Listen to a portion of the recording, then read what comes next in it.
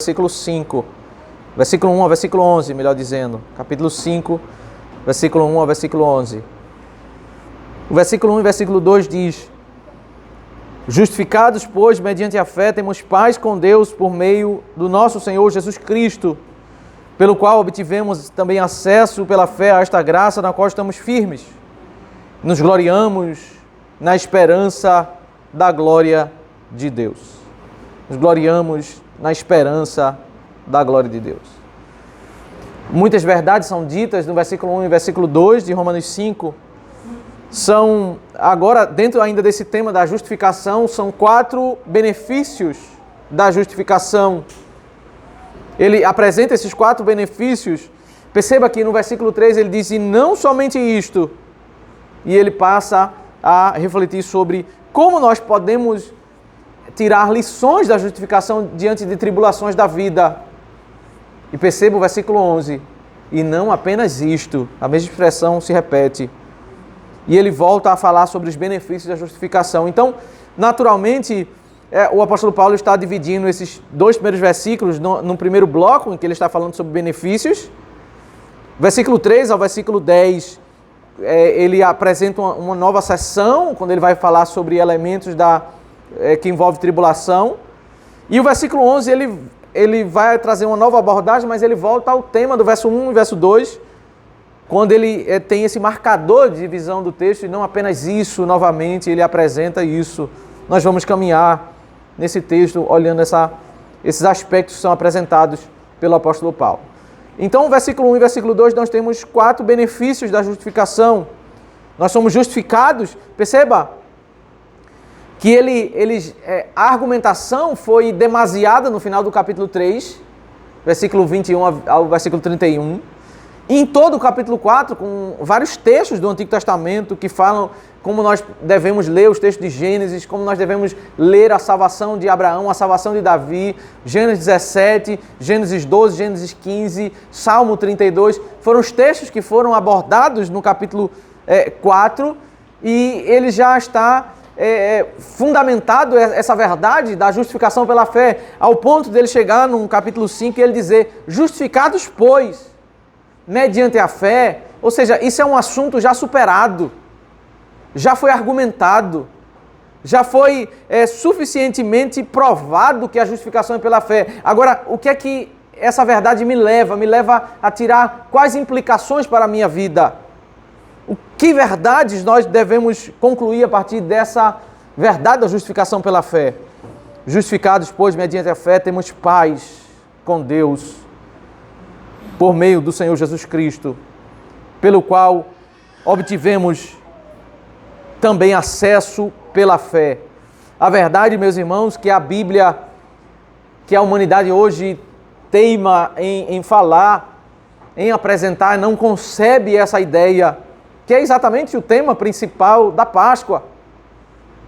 Na TV, nas propagandas, as pessoas falam de Páscoa e colocam, veja que coisa mais inofensiva, né? Coisa mais, a imagem de uma criança brincando com um coelhinho branquinho, brincando, e ali tem um chocolate, aquilo que a grande parte da população tem prazer no chocolate. Que coisa boa é o chocolate, mas isso furta a nossa mente um pouco da ideia do que é o tema da Páscoa, o tema da ira de Deus, de um Deus irado. E perceba que Deus ele também está muito preocupado com a questão da pedagogia. Ele está muito preocupado com a questão do símbolo, das imagens, daquilo que a gente vai aprender com aquilo que a gente vê, não apenas com aquilo que a gente explica, mas com aquilo que a gente vê. A Bíblia diz que Deus, ao estabelecer a Páscoa, em Êxodo capítulo 12, Ele ordenou toda uma cena teatral. Ele ordenou toda uma representação, porque aquele animal que seria morto, ele de fato não perdoava o pecado de ninguém, mas era uma representação. Você tinha que matar o animal, pegar o sangue e colocar nos umbrais da porta. Imagine que depois da celebração tinha que lavar, porque aquele sangue iria ficar com um odor muito forte. Então, mas tinha que fazer a celebração, tinha que colocar o sangue na porta, você tinha que entrar e tinha que comer a comida assada com ervas amargas. com roupa de viagem, cajado na mão, tem toda uma celebração. Aquilo eles celebraram a primeira vez no Egito. Mas quando Deus está estabelecendo esse rito, em Êxodo 12, ele diz o seguinte: vai chegar um momento em que as crianças vão perguntar a vocês: o que é isso, meu pai? O que significa essas coisas? Porque a criança vai ver toda uma representação, um cordeiro sendo morto, sangue nos umbrais, eles vestidos de roupa de viagem. Era uma representação, a criança ia perguntar: o que é isso? A criança curiosa. E Deus disse: aí vocês vão explicar o significado da Páscoa. Veja, Deus mandando os pais ensinarem aos filhos sobre a ira de Deus, e a única esperança é estar debaixo da sua misericórdia quando nós confiamos no Senhor. Então, quando a sociedade ela rouba essa imagem, ela rouba também um ensinamento sobre um Deus irado, sobre um Deus que ele em Cristo, ele propõe um caminho alternativo, a única porta, uma porta estreita, que é a porta da Páscoa, do passar por cima. Mas fora dessa porta, todo aquele que se encontrar com Deus vai se encontrar com Deus irado. Esse é o ensinamento da Páscoa. É o tema de um Deus irado. A sociedade, a humanidade não tem paz com Deus. E aí Paulo ele fala: justificados, pois, nós temos paz com Deus. O primeiro princípio aqui, meus irmãos, é que justificados, Deus não olha para conosco mais com ira. Nós não temos o perigo da visitação de ira invadir a nossa casa, destruir a nossa vida. Deus olha para conosco, nós estamos reconciliados, nós temos paz com Ele, por meio do nosso Senhor Jesus Cristo, por meio desse Cordeiro. Não existe, e perceba que, ainda que como implicação nós sentimos uma tranquilidade interior, a paz aqui que o apóstolo Paulo está falando é a ausência desse cenário de guerra. Nós cantamos no Salmo 46 que nós estamos dentro do castelo e lá de fora do castelo existem pessoas que são inimigos de Deus e que em um dado momento Deus vai sair, vai destruir. A cena de Romanos 5 é que nós estamos dentro do castelo, nós somos do exército do Senhor. Nós não somos alvos os seus inimigos, alvos da ira do Senhor. Mas Deus está irado, Deus é um Deus, e por isso que precisamos entender esses conceitos que são apresentados na Escritura. Deus é um Deus de paz, é um Deus de guerra. Ele é um Deus de paz para quem está reconciliado com Ele, quem está dentro do castelo, e é um Deus de guerra para aqueles que não tiveram reconciliação com eles, eles são alvos da ira de Deus. Mas nós, como nós fomos perdoados, aí nós podemos entrar, nós temos paz com Deus, e Ele não está irado mais conosco. Para a gente entender o fluxo desses benefícios que são apresentados pelo apóstolo Paulo, imagine a cena do jardim. Imagine a cena daquele homem e mulher que pecaram e foram expulsos do jardim e agora eles não têm livre acesso, eles não podem entrar, eles não podem permanecer perante a presença de Deus. Então, a primeira cena é dizer que Deus não está irado mais conosco, Ele tem paz, existe paz, temos paz diante do Senhor por meio de Jesus Cristo, pelo qual obtivemos também acesso pela fé. O ponto não é apenas que Deus não está mais irado conosco, é que agora o caminho, a porta foi aberta. Nós podemos entrar na presença de Deus. Não é que Deus agora não está irado e agora Ele quer que a gente caminhe longe dEle, mas Ele tem paz conosco, Ele quer que a gente se aproxime dEle e nós temos livre acesso, o acesso que Adão não pôde entrar no jardim, não pôde ter. O ato extraordinário de Deus para representar isso foi quando Cristo morreu, o véu do templo se rasgou de alto a baixo. Uma cortina extremamente grossa, que lá em Levítico, em Êxodo, diz que eram camadas e camadas. Não era um tecido fino, fácil de se romper, mas eram várias camadas, um tecido grosso. E extraordinariamente o texto diz em Mateus que foi rasgado de alto a baixo quando Cristo, para representar que o caminho foi aberto, livre acesso a Deus. Nós temos, pela fé, livre acesso. É interessante que Isaías capítulo 59 diz que o povo estava se sentindo distante do Senhor. Isaías 59 verso 2 diz que as nossas iniquidades fazem separação entre nós e o nosso Deus. Nós somos separados pela iniquidade do pecado. E é exatamente o perdão de Cristo que nos faz ter livre acesso. Nós adentrarmos diante dele do jardim, podemos apresentar as nossas orações, podemos sermos perdoados por eles, ter uma adoração aceitável ao Senhor. O autor de Hebreus fala que nós entramos no Santo dos Santos, Hebreus capítulo 10, quando nós adoramos o Senhor. Perceba essa realidade do culto na nova aliança, é como se nós entrássemos, nós temos livre acesso para entrar no mais próximo da presença de Deus. Livre acesso era o que Saul queria ter, quando ele mesmo sendo rei de Israel, ele buscou os profetas, ele orou ao Senhor e não era ouvido. Ele tentou ouvir a voz do Senhor até por meio de uma cartomante, de uma feiticeira, porque ele ficou perturbado, o silêncio de Deus, ele não conseguia ouvir a voz de Deus. Interessante que a história de Saul me chama muita atenção, porque fala um pouco da nossa geração. Diz que Saul estava perturbado porque não conseguia ouvir o Senhor, porque estava se sentindo mal, e ele contratou um músico, até Davi depois entrou na história. Ele contratou um músico porque quando ele ouvia a música, ele conseguia acalmar um pouco o seu coração. Ele não resolveu o seu problema. O que é que as pessoas fazem hoje? Para ofuscar o vazio da vida, eles tentam ir para shows, músicas, para tentar preencher o vazio que só é preenchido com a voz de Deus. Eles tentam uma música suave, uma melodia bonita. Era exatamente isso que Saul fez. Colocou um músico especialista para dedilhar a harpa, uma linda melodia para tentar ofuscar. E aí a Bíblia diz que quando tocava a música ele sentia um pouco de calma, mas depois ele voltava a ficar perturbado, porque não resolvia o problema dele. Mas a Bíblia diz que nós temos livre acesso a Deus, as nossas orações sobem ao Senhor, que perdoados diante do Senhor nós temos livre acesso e a nossa oração é ouvida, é atendida, a nossa adoração é aceita perante o Senhor, de tal modo que o autor dos Hebreus diz que quando nós nos aproximamos do Senhor e cantamos louvores, são sacrifícios de louvor de lábios que confessam o seu santo nome. Quando nós cantamos, é como se nós estivéssemos vivenciando a realidade do livro de Levítico, quando eles ofereciam sacrifícios, só que nós não estamos matando nenhum animal, nós estamos entregando cânticos, sacrifícios de louvor, de lábios que confessam o seu nome. Nós adentramos, temos livre acesso pela fé à presença de Deus, mas não apenas isso.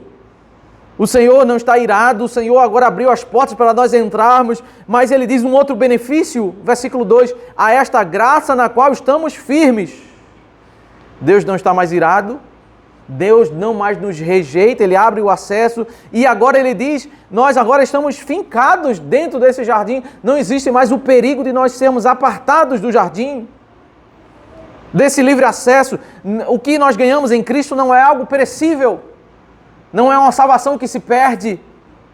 Não há o risco agora de nós estarmos na mesma realidade de Adão, que se ele desobedecesse, ou fizesse algo errado, ele seria expulso do jardim. Nós estamos seguros, por isso que em Romanos 8 diz que nem a morte, nem a vida, nem anjos, nem principados, nem coisas do presente, nem do porvir, qualquer criatura, principados e potestades, nem os seres malignos, seres celestiais, anjos. Ninguém pode nos tirar de dentro do jardim, ninguém pode nos tirar a salvação. Em outro momento, Paulo fala em Efésios 1 que nós estamos selados. Efésios 1, verso 13 e 14. Os justificados, meus irmãos, não estão mais agora em um período de teste. Nós estamos seguros, fincados, nós estamos nessa graça e ninguém pode nos separar, nós não podemos de modo algum perder essa salvação. Porque pela graça entramos e pela graça nós permanecemos. Não foi pelo nosso mérito que nós entramos, não será pelo nosso mérito que nós permaneceremos. A justificação, ela fala não apenas sobre o que o Senhor fez sobre o nosso passado, mas sobre a nossa segurança. Perceba que quando nós entendemos esse versículo 2 em conexão com essa essa argumentação de Paulo quando ele diz: justificados, pois, mediante a fé. Se nós entendermos o que é a justificação pela fé, você não vai olhar para Deus e se sentir agora rejeitado por Deus, porque Deus não está olhando mais para o seu povo com ira, Ele está olhando com paz. Não imagine que Deus agora vai te expulsar da sua presença, porque Deus Ele abriu o caminho, o livre acesso. Não imagine mais que Deus vai te apartar da sua presença, porque você está garantido, seguro. Nós estamos dentro da presença de Deus, estamos firmes nessa presença. Isso é a doutrina da justificação. Foi esse o propósito de Paulo ensinar o capítulo 13 e capítulo 4, é falar nessa intensidade. Não é uma justificação parcial, mas é completa, segura. Temos paz. Temos paz, estamos firmes, fincados. Mas não apenas isso, também nos gloriamos na esperança da glória de Deus. Adão e Eva foram expulsos do jardim, receberam a informação de que Deus está irado com eles, porque agora a terra maldita, tudo amaldiçoado, o homem vive um caos fora da terra, fora do jardim. Com Cristo nós agora temos a verdade de que nós estamos em paz, nós podemos entrar no jardim e jamais corremos o risco de sair do jardim. Mas lá dentro do jardim, lá dentro da presença de Deus, o Senhor ainda diz o seguinte: vai haver um degrau mais intenso dessa intimidade. A esperança da glória de Deus é que, ainda que a Bíblia, ela diz que o que nós estamos fazendo hoje aqui é estarmos na presença de Deus, adorando, entrando no Santo dos Santos. A Bíblia diz que haverá um Santo dos Santos mais singular. A Bíblia diz que o Senhor Jesus, em Hebreus, capítulo 2 e capítulo 10, que Ele entrou, o capítulo 4 diz que Ele penetrou no Santo dos Santos celestial, que Ele adentrou no lugar, que é a esperança da igreja, adentrar nesse lugar mais íntimo, mais intenso da presença de Deus. Nós estamos em paz, estamos alegres de estarmos diante da presença de Deus, mas nós temos como igreja uma esperança de adentrar a um lugar muito mais sublime, num jardim muito mais íntimo, do jardim que é descrito em Apocalipse 21 e 22. Essa é a nossa esperança, nos gloriamos nisso, naquilo que nós estamos caminhando. E como, meus irmãos, os homens, eles se gloriam em coisas dessa vida. A justificação, ela nos leva a termos paz nessa vida, a olharmos para o nosso presente, mas o cristão, ele é sempre alimentado com a verdade de que ele é um peregrino. Nós desfrutamos algo aqui, mas nossa casa, a nossa habitação, a nossa morada é lá. Aqui sempre haverá benefícios manchados por imperfeição. Nós sempre estaremos habitando em um mundo caído, um mundo tomado de lutas, de imperfeição. Somente quando adentrarmos lá não teremos dores, lutas, sofrimento. Essa é a esperança da glória de Deus. Os homens aqui, eles tendem a querer o céu aqui na terra. Por isso existem os ídolos. Ídolos em que o ser humano, eles são tendenciosos a ter a pessoas, objetos, causas, porque eles querem encontrar o céu aqui. Eles querem encontrar a solução aqui, a glória eles querem aqui. Mas a igreja justificada, ela tem esse conceito: nós entramos, mas ainda não é tudo.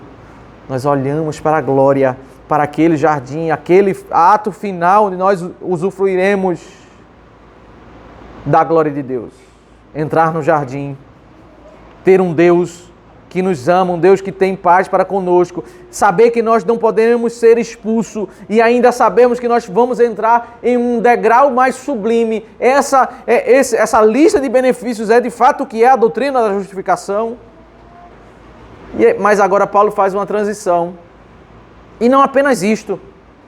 Até aqui ele falou sobre elementos positivos. A realidade do crente é que muitas vezes nós passamos por dias bons e dias maus. Então ele falou que Deus não está irado, de que você pode entrar na presença de Deus e isso implica em que eu posso orar e Deus me ouvir, que eu não vou ser rejeitado e que eu ainda vou ganhar algo muito melhor. Tudo isso são atos positivos. Mas nós, como crentes, nós também podemos usar a doutrina da justificação para lidar com tribulações e sofrimentos na vida. E segundo o apóstolo Paulo, até as tribulações, elas estão debaixo da providência de Deus. E ele diz, e não somente isto, mas também nos gloriamos nas tribulações, sabendo que a tribulação produz perseverança, a perseverança produz experiência, e a experiência produz esperança. E não apenas isto, não apenas nas questões favoráveis que acontecem na nossa vida, mas nas circunstâncias desfavoráveis. Até nisso nós podemos colher benefícios para a nossa vida. O ponto do apóstolo Paulo é que, mediante as circunstâncias da vida que são favoráveis, nós podemos nos alegrar, mas naquelas circunstâncias desfavoráveis, nós podemos aprender princípios, tirar lições espirituais para as nossas vidas. Tribulações, meus irmãos, não são momentos graciosos. Não são momentos de alegria e festa. Não são momentos para serem desejados e nem ser pedidos. Mas o apóstolo Paulo, o que ele quer dizer é que até nesses momentos nós podemos tirar lições para as nossas vidas, nós podemos ter uma perspectiva bíblica sobre as tribulações que ocorrem em nossas vidas.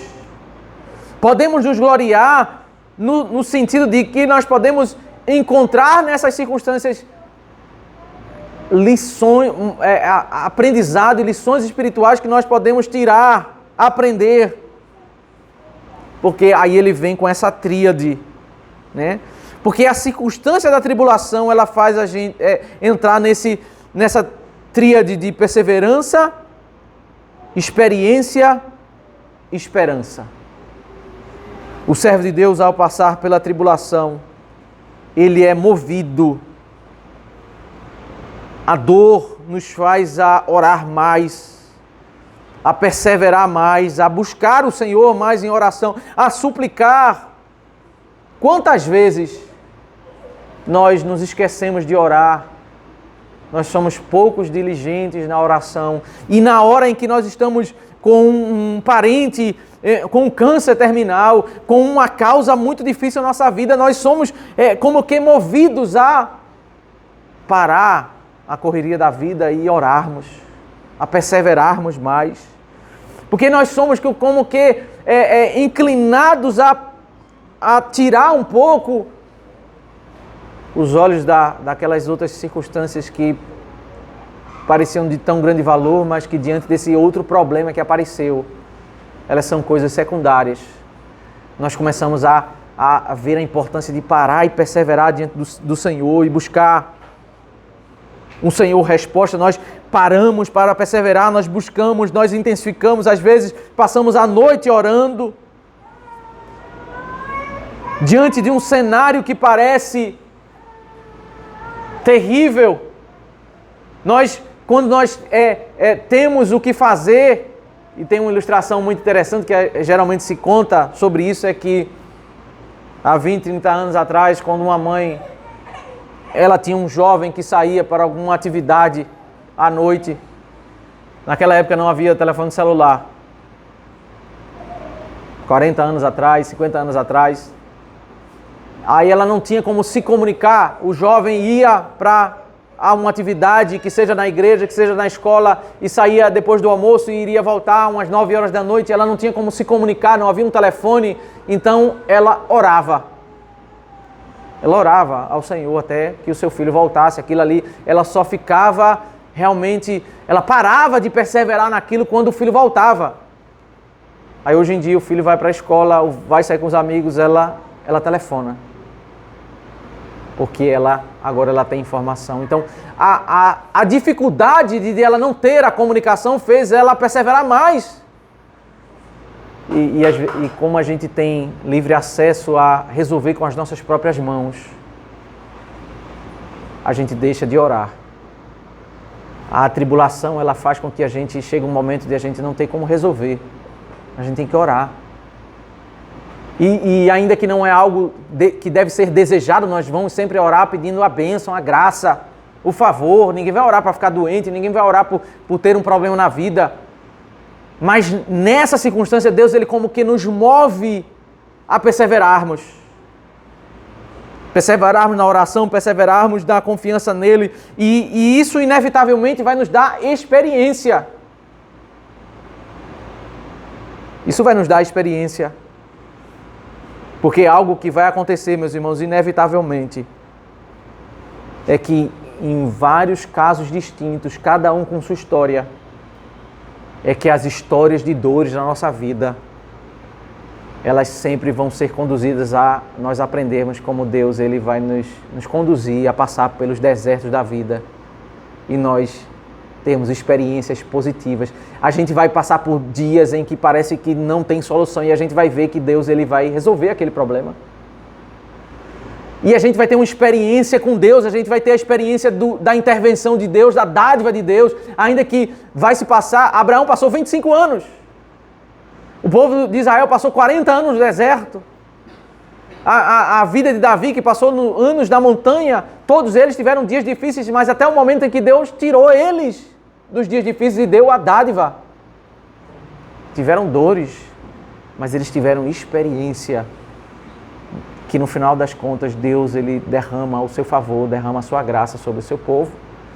E essa experiência vai fazer com que a gente narre aos servos de Deus, aos outros servos de Deus, falando das suas intervenções, das suas bondades, dos seus benefícios. Perseverança, experiência, e a experiência produz esperança. Quando você passou por uma tribulação e aquela tribulação foi resolvida, e você teve a experiência de que Deus é bondoso, de que Deus te libertou daquela tribulação tão difícil. Aí quando você passar por uma nova tribulação, você vai ter esperança. Porque você sabe que aquele Deus, ele não te abandona. A tua esperança é que aquele cenário que sempre é resolvido, aqueles problemas, eles vão ser resolvidos novamente. Você passa agora a vivenciar os problemas com essa matemática muito clara na cabeça. Deus sempre resolve as minhas crises. Eu posso olhar para o futuro. Eu ainda não vi a solução desse problema, mas eu posso olhar com esperança. Porque essa é a tríade que nós trilhamos na vida, na hora da tribulação. Nós somos conduzidos a perseverar, nós vamos ter experiências com o Senhor, de que Ele resolve, e nós vamos olhar para frente, não vamos ter esperança de que Deus Ele não nos abandona. Não vamos ficar... O grande problema na hora da tribulação é, de fato, a tristeza, é o desânimo, é afundar. Aí veja o que diz o versículo 5, ora, a esperança não nos deixa decepcionados.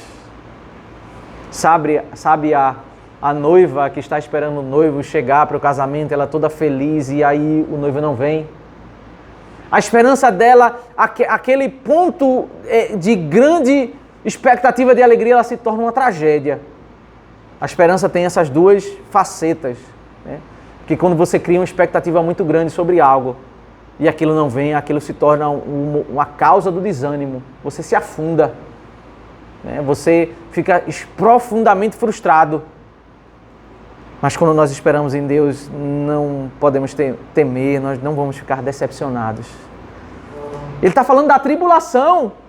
O versículo 5 é, ora, a esperança de sermos libertos dessa tribulação, ela não nos deixa decepcionados, porque o amor de Deus é derramado em nosso coração pelo Espírito Santo que nos foi dado.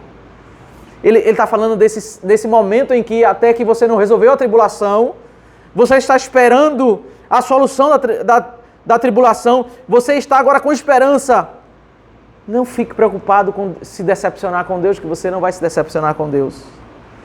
E enquanto a solução não vier, você vai sentir o Espírito de Deus falar com o teu coração. Ele vai encher o teu coração, Ele vai acalmar o teu coração. Ele vai ser derramado pelo Espírito que nos foi dado. O Espírito não vai ser dado, o Espírito foi dado para todos os crentes. Ele está falando no passado. Todo crente tem o Espírito de Deus. O Espírito de Deus, ele age em nossos corações, acalmando nesses dias em que nós estamos esperando sair da tribulação. Perceba como o apóstolo Paulo, ele ele pega o tema da justificação, ele fala sobre como nós estamos dentro do jardim, seguros, nós estamos numa esperança. Ele diz, olha, não apenas os benefícios, nós podemos pegar essa doutrina para lidar com as tribulações da vida, para ter esperança em resolver as crises da vida.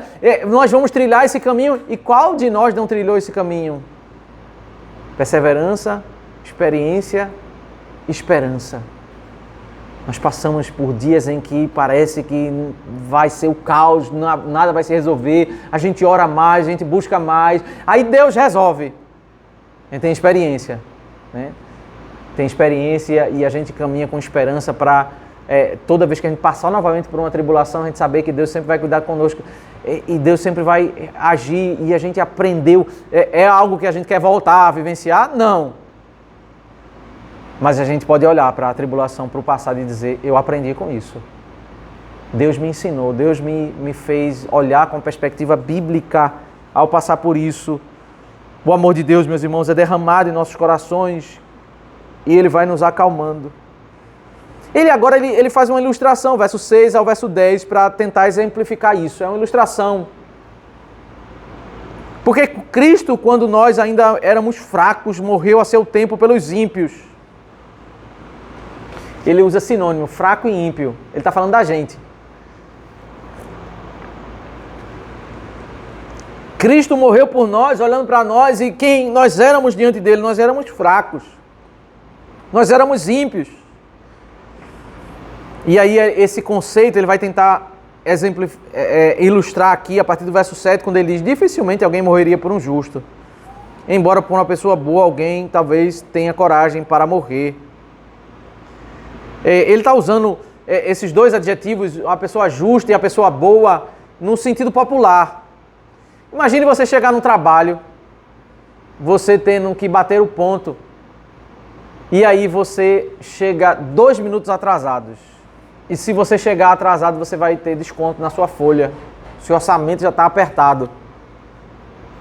O orçamento já está complicado ali, mas você chegou na parada, o ônibus saiu, você pegou, atrasou 2 minutos.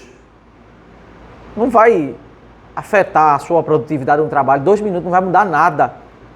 Aí você chegou lá para bater o ponto. Só que quem está lá para registrar o ponto é um funcionário que é bem justo. Ele disse, você chegou atrasado. Ninguém vai querer morrer por esse justo. Essa pessoa ela não é amada no trabalho, ninguém tem prazer nela, porque ele é tudo na linha. Aí ele diz assim, talvez por um bom, uma pessoa boa, alguém tenha coragem para morrer. Talvez por aquele funcionário que está lá na porta e você chega 5 minutos atrás, aí ele diz, não tem problema, não se preocupe não. Veja, é o conceito de justo e bom, no conceito popular. No meio desse ambiente, as pessoas consideram esse funcionário como uma pessoa boa, aquele que diz assim, não se preocupe não que eu coloco 7 horas aqui. Eu vou ignorar que você chegou 5 minutos atrasado. Ele é visto como uma pessoa no trabalho, uma pessoa boa. Mesmo essa pessoa boa, será que vai encontrar alguém disposto a morrer por ela? Uma pessoa que é bem amada? Dificilmente alguém vai morrer por um justo. Pode ser, embora uma pessoa boa, talvez alguém tenha coragem para morrer. Pode ser até que pela pessoa boa alguém queira morrer. Mas isso não é a realidade de Cristo. Mas Deus prova o seu próprio amor para conosco pelo fato de Cristo ter morrido por nós quando ainda éramos pecadores. Nessa ilustração, meus irmãos, nós não somos o porteiro legalista que quer na hora. Nós não somos o porteiro bom que coloca lá a hora 7h05 como se fosse 7 horas. Nós somos o porteiro perverso. Aquele que pega o funcionário que chega às 6h50, chega antes da hora e nós colocamos a hora lá 7h30, só por maldade. Cristo olhou para nós. Deus olhou para nós como nós ainda pecadores, nós perversos. E essa ilustração do justo e do bom, ela foge à realidade da nossa vida. Nós éramos perversos e pecadores. E Deus prova o seu amor para conosco. Logo, muito mais agora, sendo nós justificados pelo seu sangue, seremos por ele salvos da ira. Porque se nós, quando inimigos, fomos reconciliados com Deus mediante a morte do seu Filho, muito mais, estando já reconciliados, seremos salvos pela sua vida. O que nós precisamos atentar no verso 9 e verso 10 qual é o objetivo dessa doutrina da justificação, desse cuidado de Deus para com o seu povo. Ele usa uma ilustração, parece que, porque Paulo ele vai transitando entre os temas, percebe, ele está falando do jardim, da questão da entrada, a livre acesso a Deus e não sermos... E aí depois ele transita para o tema da tribulação, dizendo que nós podemos nos gloriar também na tribulação, e depois da tribulação ele vai para uma ilustração. Ele está transitando assim entre três temas, mas ele ainda não se apartou do tema da tribulação. Ele está ilustrando o seguinte, olha, na hora da tribulação nós somos tendenciosos a ficar desanimados. Nós somos tendenciosos a achar que Deus ele nos abandonou, que Ele não está agindo em nosso benefício. Mas aí Paulo olha para o passado e diz, olha, quando nós éramos inimigos de Deus, Ele nos amou e nos perdoou. E agora que nós já estamos reconciliados, justificados, nós já estamos garantidos de sermos salvos da ira futura. Perceba o versículo 10 agora. Se nós, quando inimigos, fomos reconciliados, muito mais agora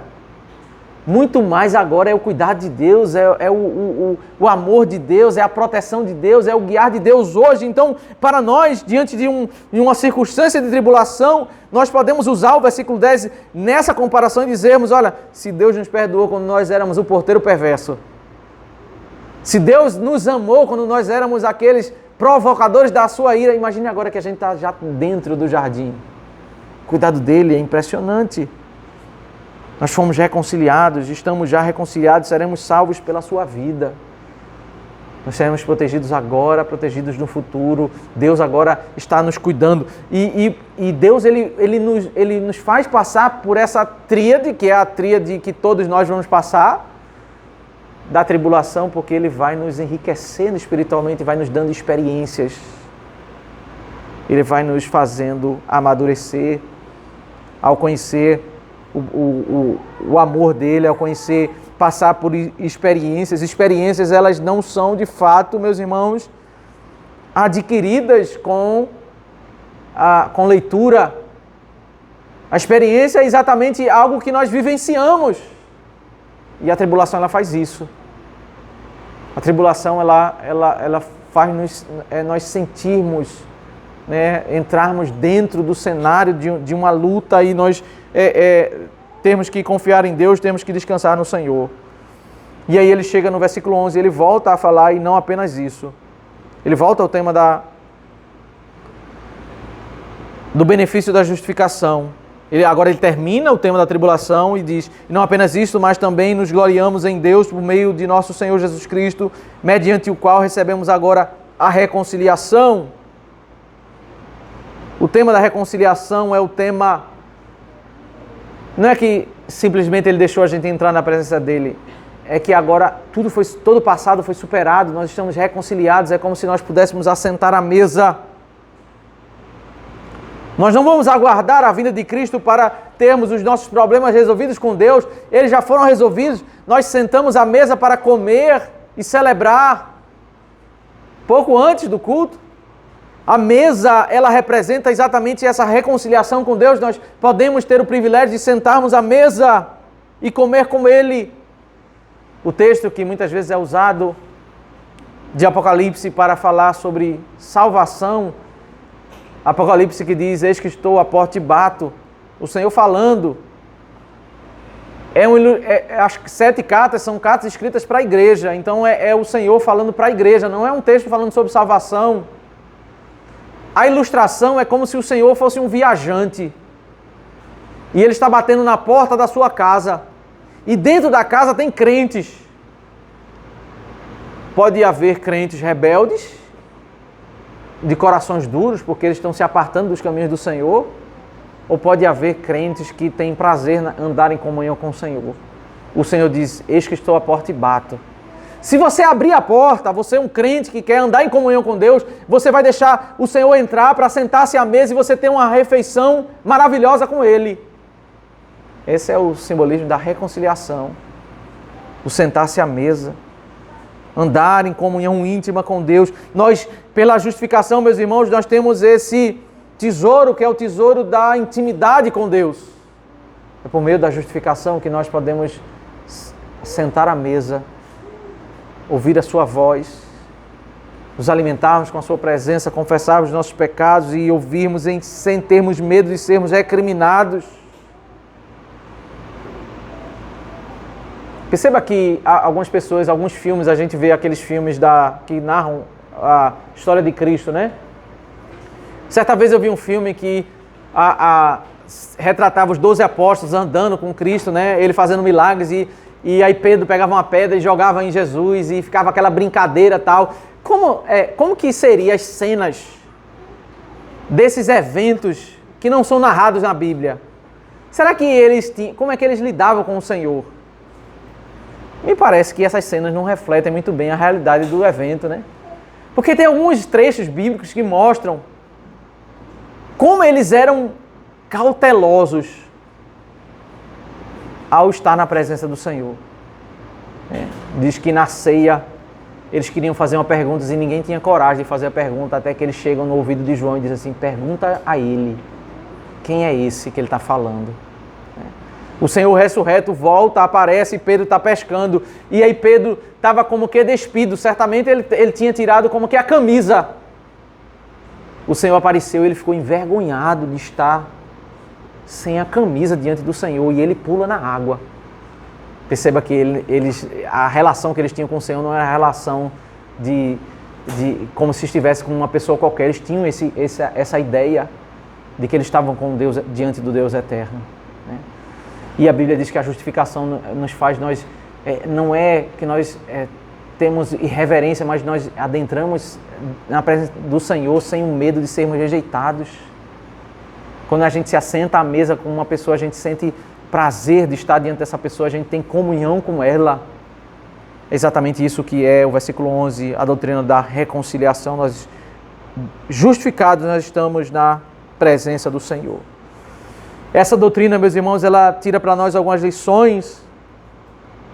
Ela nos leva a refletirmos sobre algumas lições. E primeiro é que, inevitavelmente, a Bíblia nos ensina que existe uma relação entre pecado e a angústia da alma que a sociedade tem. Por que as pessoas que não têm Deus, elas têm um conflito na alma? Por que as pessoas que não têm Deus, que não conhecem a Deus, eles não conseguem acalmar o coração? A resposta bíblica é porque não existe Páscoa sobre a vida deles. Deus está irado com eles. Não é por qualquer outro motivo. Por que existe... A ciência tenta explicar por que existe pandemias, por que existe... não, é porque houve um problema em tal lugar. Isso são causas secundárias. A Bíblia diz que a causa primária é que Deus está irado com a humanidade, por isso vai haver fomes, pestes, guerras, pandemias. É a ira de Deus. É por isso que existe um vazio na humanidade, a falta de paz, os homens tentam preencher, é por causa daquilo que o pecado faz. A Bíblia diz que quando Adão e Eva pecaram, eles se esconderam no jardim porque ouviram a voz de Deus, eles não conseguiam, com o pecado, encontrar paz, eles ficaram perturbados. Esse é o cenário de toda a humanidade. Eles podem tentar ofuscar com bebidas, drogas, com lazer, com ideologias, mas existe algo que grita no coração deles, na consciência deles. Porque Deus está irado com eles. Deus está irado, nem bens, nem riquezas, nem nada nessa vida pode tirar a profunda dor do coração humano. O grande rei de Israel, com todo o tesouro, Saul, ele vivia angustiado. Ele tentou ofuscar com música, mas ele não conseguiu, porque somente Deus podia preencher esse vazio. Pedro, pregando em Atos capítulo 3, versos 19 e 20, ele diz: se arrependam e creiam no Senhor para que venham tempos de refrigério. Mas esse problema do pecado e angústia, ele pode ser um problema também de nós cristãos. Ainda que nós estamos dentro do jardim, não podemos ser rejeitados, mas a Bíblia diz que quando o cristão, ele vive no caminho tortuoso, ele vive a angústia de alma, Davi diz isso no Salmo 32, quando os seus ossos doíam e ele não conseguia calar, ele não conseguia dormir, enquanto ele calava o seu pecado. Ele vivia como o tempo da seca, um tempo de escuridão. Ele vivia sem alegria e paz, porque ele não confessou o seu pecado diante do Senhor. Essa doutrina, meus irmãos, ela também nos ajuda a, de fato, lidarmos com as tribulações da vida. A termos, diante das tribulações, essa experiência e esperança de que a tribulação ela é passageira e Deus vai nos livrar dela. A tribulação, ela nos ensina um conceito muito precioso para cada um de nós. O Senhor, Ele nos lembra, o céu não é aqui. Como nós somos tendenciosos a querer fazer com que o céu seja aqui. Quando nós temos um belo casamento, com a esposa amada, o marido amado, como nós temos um bom trabalho, quando nós temos algo maravilhoso na vida, são dádivas de Deus, a gente tende a achar que o céu é aqui na hora da tribulação, quando a gente vai sepultar o nosso pai, nossa mãe, a gente vai lidar com um parente com câncer terminal. Naquele momento a gente diz, eu quero, Senhor, chegar num momento na minha vida onde nenhuma dessa dor vai ser mais realidade. A gente, na tribulação, a gente é educado, a gente é conduzido a desejar o céu. A dizer, Senhor, eu quero chegar num dia em que essas dores da vida não vão ser mais realidade. Essa doutrina nos ajuda a lutarmos com as armas de Deus diante das tribulações, porque o texto diz que o Espírito fala ao nosso coração, então devemos ouvir a voz do Espírito, devemos ouvir a mensagem de esperança, a mensagem de que Deus está cuidando de nós, para não afundarmos enquanto Deus não resolve os nossos problemas. A tribulação, ela nos ensina a nós olharmos como servo de Deus para essa esperança da glória de Deus.